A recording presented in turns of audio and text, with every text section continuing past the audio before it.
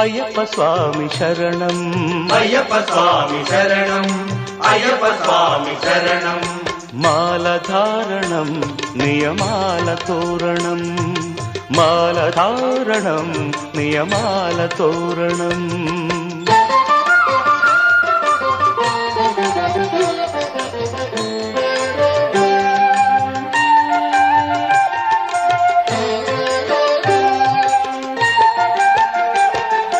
ఉదయాస్తమ్ముల సంధ్యలలో